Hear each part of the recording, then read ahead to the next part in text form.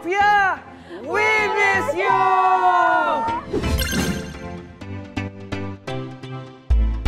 Kaya naman nagbabalik kami for a new Believables Challenge to be played one-on-one-on-one.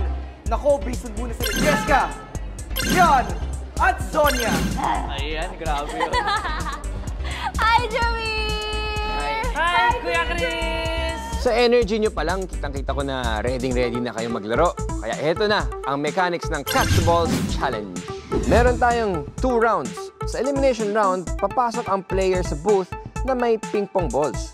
Gamit ang dalawang kamay, kukunin niya ang mga lumilipad na bola para ilagay sa container within 30 seconds. Yung player na may pinaka-konting bola will be eliminated. Pero kung may tie, hindi counted yung pink and orange balls. White balls lang ang bibilangin. Ang may dalawang pinakamaraming bola ang magtutuos sa championship round.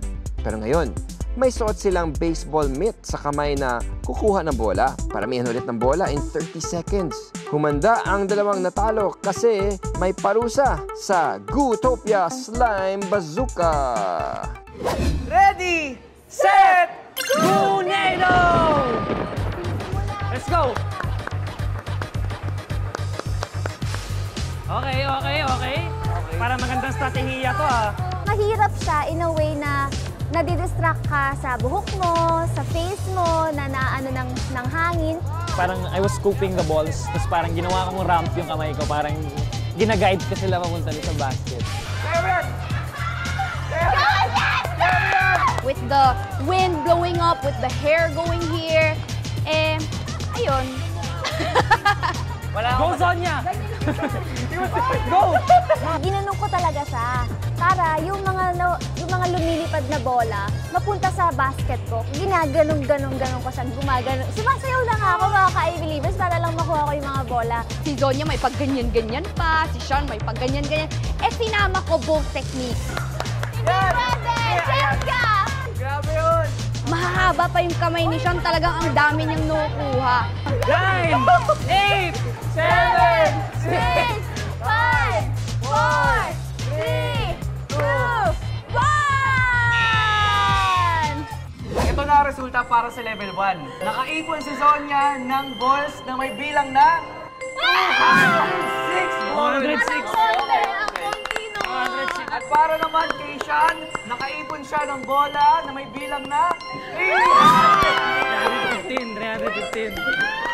206, Okay. At ang Huwag ka mag-cry! nakakuha si Jessica ng bola na may bilang na 207! Ang pinaka-konting nakakuha ng bola, Zonia. Sorry, tanggal ka na. Okay. Ito na ang pinakamalupit na championship round. Kaya, ready, get set, go! Woo! Ayun na. Grabe, ang bilis!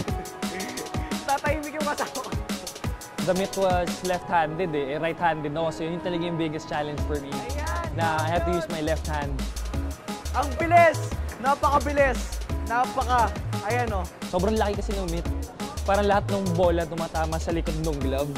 8, 7, 6, 5, 4, 3, 2, 1. Oh, between me and Sean, syempre hindi ako papatalo eh. Si Sean malaki yung kamay niya, pero ako mas wise ako. So I think I have the technique and I've got what it takes to win this challenge. Let's go, mga ka-I-Believe! Ayan, para sa ating championship round, please welcome Jessica. Ready na siya? Ready, set, Go na ito, bro! let's go! Kaya mo yan! Kaya mo yan! Kaya mo matalo!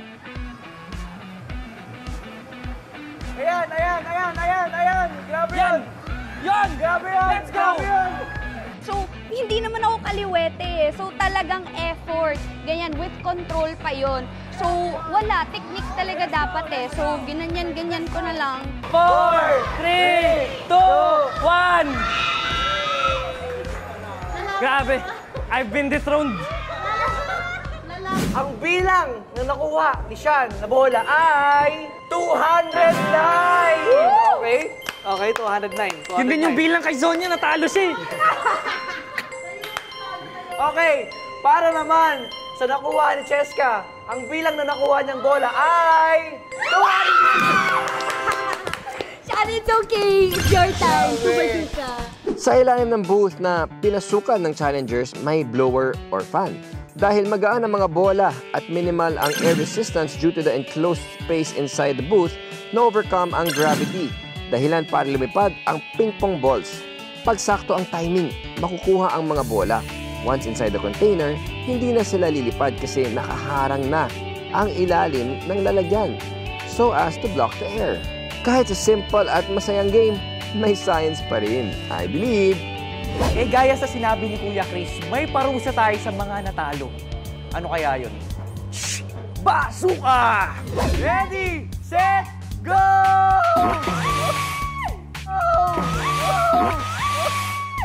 Okay lang kayo? Okay lang? Okay. Sean, okay ka lang? Okay pa. Ayan, thank you for being good sports, Cheska, Sean, and Zonia. Ako, di ba, ang saya dito sa Gutopia? Sobra! Oh my God! Go na lang, go! Abangan niyo pa ang pasabog experiments na Kuya Chris. Dito lang yan sa I Believe!